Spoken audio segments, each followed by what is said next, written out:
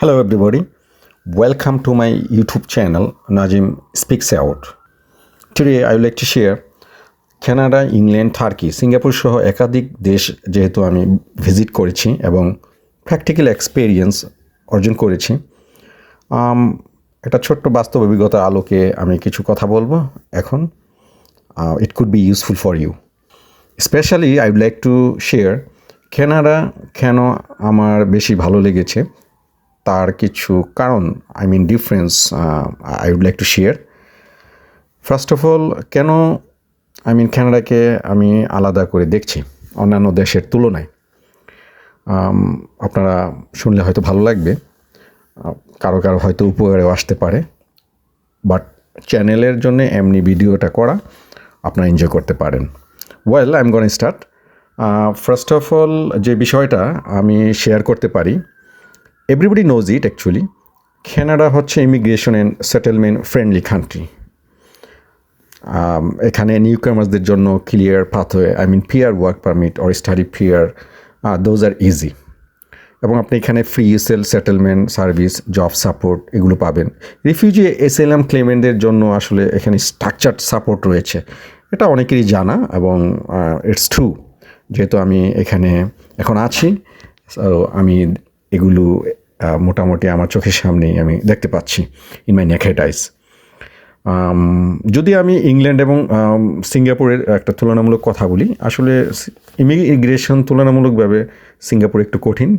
PR বা long term settlement সুযোগ সীমিত। টার্কি ভিজিট করেছি, আয়া সোফিয়া মস্কে আমার নাইস মেমোরি রয়েছে। টার্কিতে আমি বলবো টেম্পোরারি স্টে সহজ, কিন্তু long term future unstable.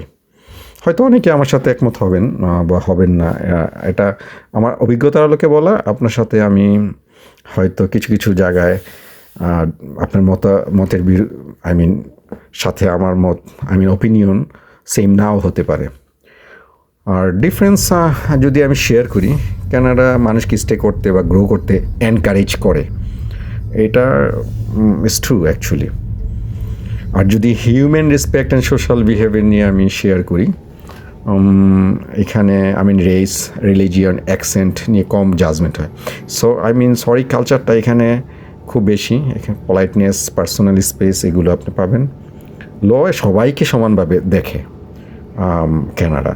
But আপনি ইংল্যান্ডে আমি দেখেছি তারা পলাইট, কিন্তু ক্লাস ডিভাইড আছে। ইংল্যান্ডে যখন আমি ভিজিট করেছি, আমি বেশ কয়েকটি সিটিতে গিয়েছি, বিকজ আমার স্টুডেন্ট ছিল। আপনারা জানেন আমি আইএলটিএস ইনস্ট্রাক্টর। অনেক স্টুডেন্টস আমার ডিফারেন্ট কান্ট্রিতে তারা এখন রয়েছে, তারা আমাকে ইনভাইট করেছে অনেক সময়।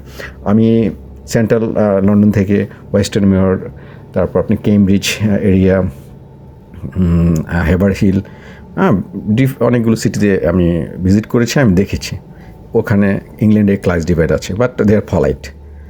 টার্কি তুরস্কের ভিজিটের একটা অভিজ্ঞতা শেয়ার করতে চাই।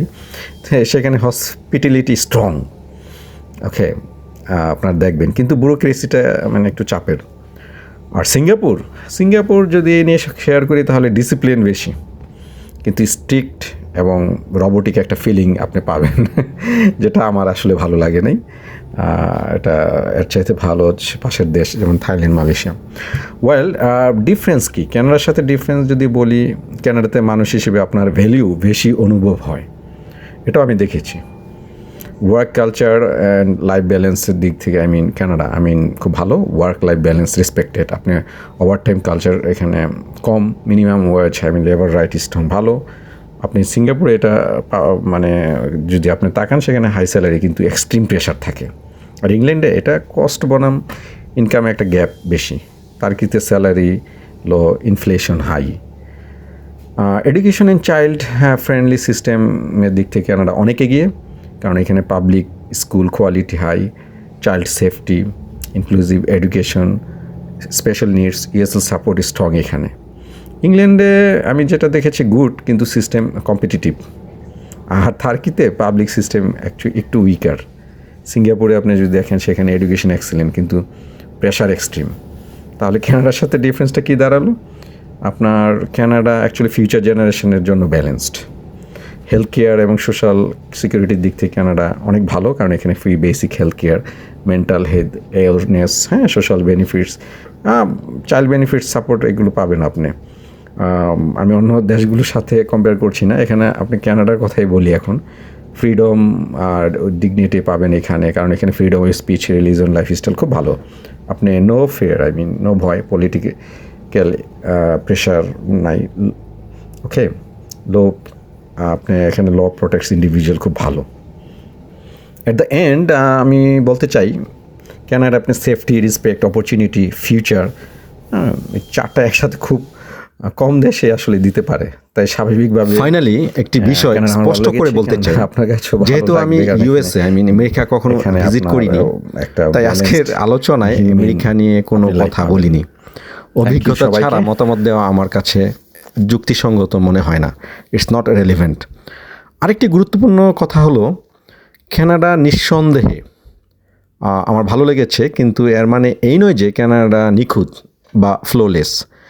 বাস্তবতা হলো, কানাডাতেও আপনি অনেক ডিসঅ্যাডভান্টেজেস খুঁজে পাবেন, যেমন লিভিং কস্ট অনেক বেশি, হাউজিং ক্রাইসিস আছে, জব পাওয়ার ক্ষেত্রে কম্পিটিশন কঠিন, ওয়েদার অনেক সময় চ্যালেঞ্জিং। আমার ভিডিওতে আপনি দেখতে পাচ্ছেন কী পরিমাণ স্নোফল হলে এভরিথিং হোয়াইট হয়ে যায়। নিউ কামার্সদের জন্য শুরুটা মেন্টালি টাফ।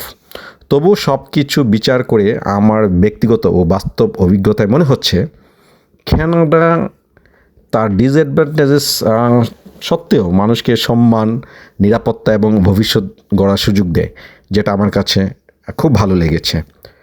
থ্যাংক ইউ সবাই আমার কথাগুলো মনোযোগ দিয়ে শোনার জন্য।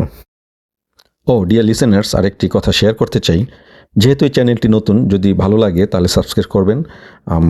তাহলে আপনাদের উৎসাহে আমি ভবিষ্যতে এমন আরও বাস্তব অভিজ্ঞতা, শেখা বা জীবন ঘনিষ্ঠ বিষয়ে নিয়ে আপনাদের সাথে শেয়ার করতে অনুপ্রাণিত হব।